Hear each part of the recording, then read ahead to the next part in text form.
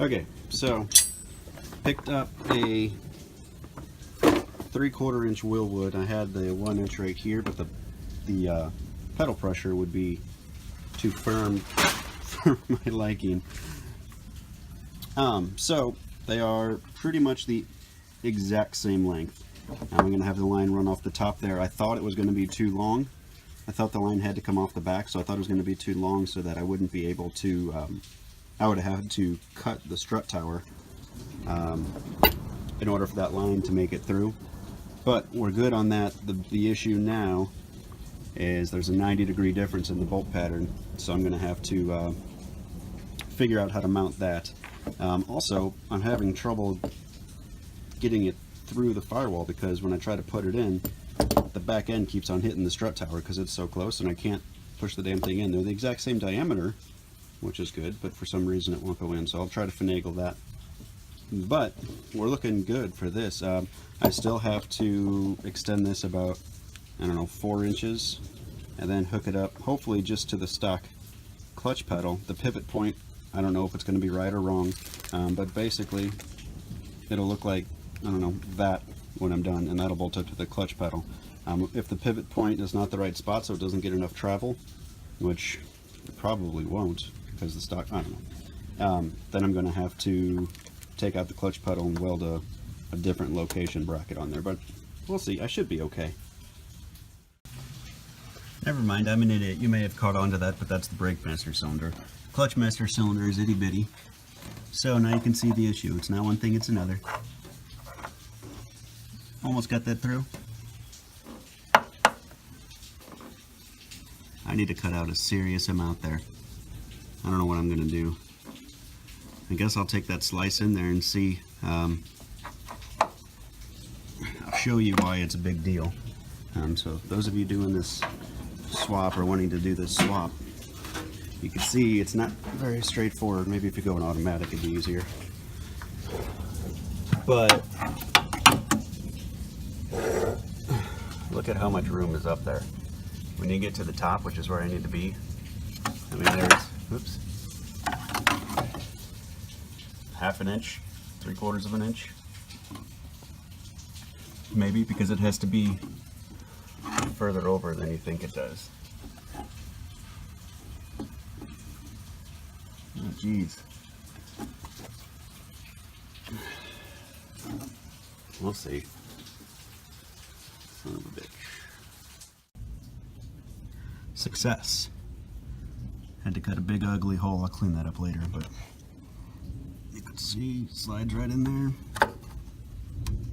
And there you go. It clears, no, you can't tell.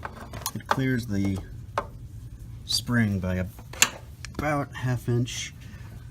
I'm gonna have to ream that hole out a little bit more. You can see it's not going all the way in. It's close. So that'll gain me another 1/4 inch or so.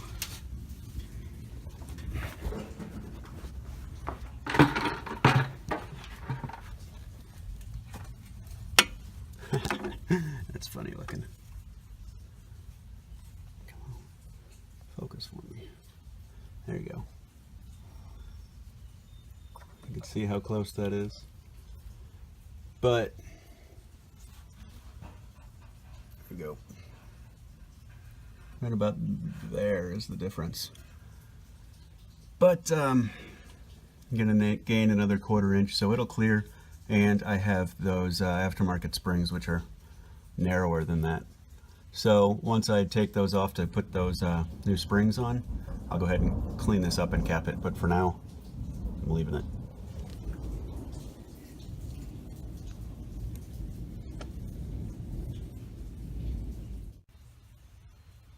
And it's in. Had to ream up that hole a little bit, but it's in. That's about how much I had to cut out.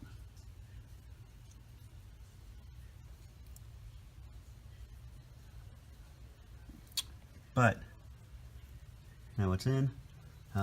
You can see there's nothing. It's the flange is clocked differently and it's smaller. So I have to do something now about bolting it to the damn thing. And that's going to be really hard to try to drill out or something. Yeah, I don't know about that one. We'll see. But it's in the right spot, right? Unbolted the top of the suspension. I don't care about the ball joints right now, so I'll just let them get ruined. I'm going to have to replace them anyway. So unbolted the super clean suspension there just from the top so that I could access the hole there to drill and get ready to mount the clutch master cylinder. I have to go through the strut tower tunnel thingy here. So that's what I'm doing. You can see that it's all good to go. I just need to get the bolts in there. What sucks is I still have to make a line here, so I'm gonna have to do sort of a smooth 180 on that line to come in here. That's gonna suck. It's gonna take up more space. All right, it's on and ghetto. I'll clean it up, maybe, probably not later. I'll cap this, of course, but you can see we got plenty of clearance, even with the stock suspension. However, I still have to make the line coming off of that, which is where my ground control coilovers will really come into their own. Here we go. Solid. Okay, here's the deal. I pretty much haven't worked on it in a year. I've done a few things here and there. I don't know what I recorded. It was such a long time ago. I'm pulling this engine. I'll tell you why in a minute. So much easier leaving the transmission in the car, holy moly. Okay, I just realized that the last bit of video that I made was of the engine out. So, missed a lot here. Basically, long story short, that was the LM7 that I was pulling out, and I got rid of that, and what this is a TEA Stage 3 heads and cam LS1. It's out of a Corvette, so it's got the Corvette accessory drive, which is perfect for this, and TEA claims it's good for, I think, 515 at the crank. So roughly 450 wheel horsepower set up here, if not a little more. And so we got, what, 80 pounds less or whatever it is. I don't know, solid 150 to 200 more horsepower. That's an improvement. That's exciting, and I got all the accessories now. So awesome, huge improvement there. Now, what I did last night was pull the engine again because I was putting in a new slave cylinder and, hello, strut tower. There we go. Clutch line. So that's hooked up to the slave cylinder. I just have to hook it up to the master cylinder and then extend the plunger thingy that goes to the pedal, and then I have a clutch.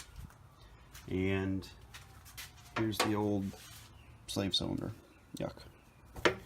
So what I'm going to be doing next is getting rid of the truck crappy oil pan because it's huge, and I've got an F-body oil pan right there. So that'll be next in line. And first I got to do work. If you guys want me to do a video on that, that's the daily. It's a CTSV. It's magnet charged. It's fun. It's pretty quick. But it's an early 2000s GM product, so that means that it's going to fall apart. So there's, for example, the freaking hood. I'm sorry, not the hood. The trunk the other day just decided that it didn't want to close. So the latch system I have to move up, and I got to remove the freaking bumper to do so. It's what early GM quality, but it doesn't matter because it's a fun car. So yeah, so for this, next I'll be doing is that oil pan, and then we'll go from there. All right, in preparation of putting the new oil pan in, I went ahead and picked up some parts, mainly hardware. One more thing I'll tell you about in a second, but go down the line here. This is a fresh oil pan bolt kit, so all the way around, including those 2 long ones that are necessary. These are extended bolts to fasten the steering arm bracket thingies to the hub, which is through the brake caliper bolts. So you can see there's the old one and the new one. It's just that little bit longer, so that much more threading. The original amount of threading is going into the hub still. And then I have a fresh set of exhaust header bolts. I had to buy nuts for these are the bolts that go into the motor mount. So got some nuts and bolts for that. These are windage tray bolts. And this is a brace for the oil pickup tube. Figured since the oil pan is off, I might as well. The stock oil pickup tube is held on by 1 bolt, so this sort of straddles it, and you're able to put 2 bolts to, I guess you could say that it makes it more sturdy and even pressure all the way around, whatever. And another thing that I got was these are little electrical harness connectors. And basically what I'm going to do is take whatever leftover wire I have that's going to be for power and ground and tack and accessories or whatever I need to tap into the stock car with, and I'm going to put that harness on the end of it, so I'll have a female or male coming off of it, and I'll be able to plug into that and run those wires going into the car. So that will be a big improvement as well. So now continuing on to that oil pan. Okay, got the oil pan parts. Time to put this on there. All right, that's done. Time for the windage tray.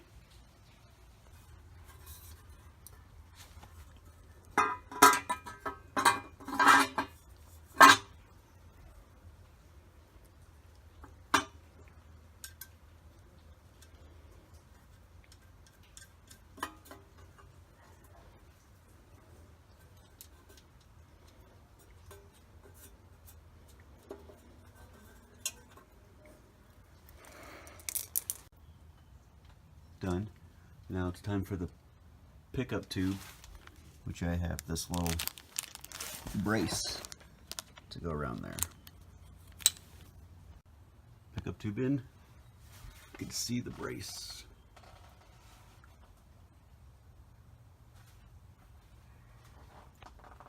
Oil pan time.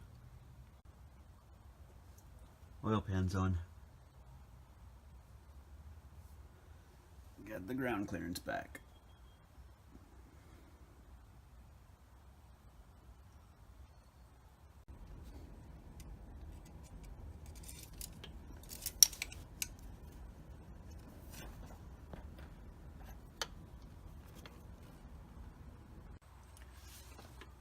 Just tighten down the motor mount bolts as well.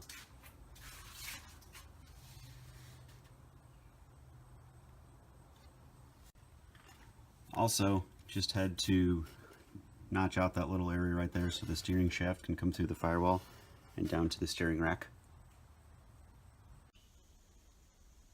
How do you know you've been abandoning your car too long? Mouse turds everywhere, and it smells like mouse turds in here. Anyway, got our new shifter. Yes, buddy, I'm in the car. Got our new shifter. It's a B&M Ripper shifter, meant for a GTO, so it's got that little kickback that I need. And I'm going to go ahead and get that installed. Right in there. Hey, Ethan. Thanks for the help. You're welcome, but what way am I supposed to turn? Yeah, you got it. It's too tight. Is it? Ooh. There you go. We got one more. See the other one? Yeah. Oh, hang on. Let me get this one. Okay, I can get it now. I think I can get it. Okay. Did you get it?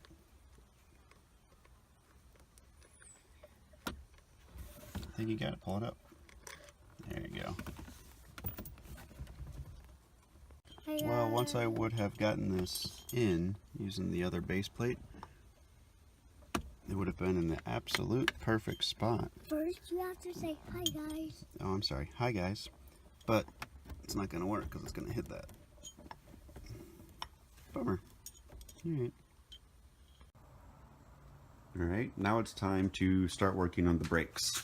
I'll do the front brakes today. Basically going to plop that. This is the ABS delete kit. And I think I'm going to be able to make it work. As far as length of lines and everything. So it normally is further down, you know, about right there on the firewall. So obviously it's going to have to go up and more in the middle. And I think I won't have to make a new line or extend a line or anything. So here goes. Okay, here's what I've come up with. The lines are way too long. I guess I didn't even pay attention to that. So I'm going to mount it there. There's a bolt hole there. If I get to AC in the future, whatever, I'll do that at that point. So then those 3 lines come over here, and the brake booster will go like that. Obviously that one fits perfect. This one will go to the side. Then this one loops through here, and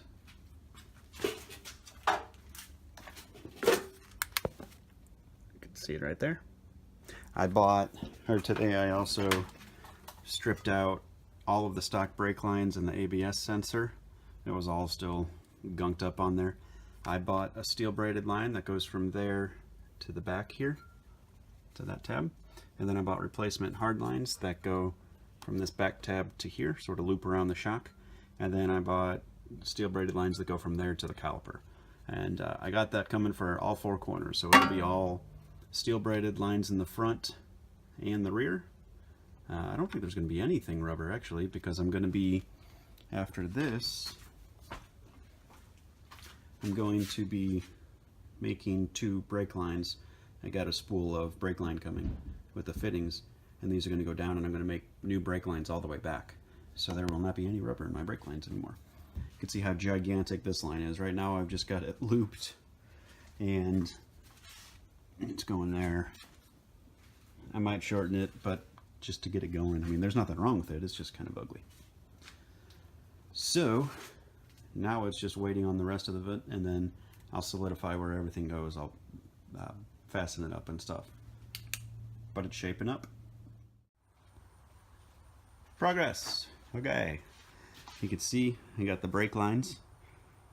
Got that done on all 4 corners, like I showed you before. So I just gotta tighten those up. I have new rear brake lines all the way back. Good to go there. Front brake lines I've shown you before. I got a fitting for this, a banjo bolt fitting for this, so now I can put the brake master cylinder on there, and that declares the brakes done. Done. Next is the clutch, and you'll see there, got the clutch hooked up with the linkage there, an adjustable linkage. So the clutch is good. All I need for that is, where is it? I need an adapter fitting to fit that onto the back of the clutch master, and then the clutch is done. So then the brakes and the clutch will be done. So after that, I got to start figuring out this pedal situation, because I need to shift all the pedals left somehow. I also got the shifter done. Check this out.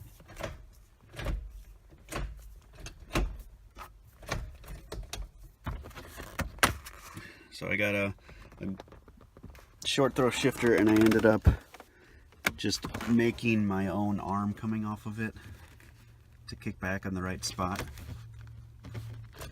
And you can see how close it is to clearing the interior there. But there you go. I got that too. So next, I'll finish up the front brakes. I'll get that fitting for the clutch, and I'll work on the pedals. On second thought, I'm going to end the video here. I'll see you guys in the next one. Actually, I'm going to get rid of, before I end this video, I'm going to make this a hard line. I don't like that. It's ugly. Alright, old wire out. And then a basic mock-up of where it's going to go. And then I'll finish it up there. And I will emulate it, copy it. Okay. Made that line. Now the video's over.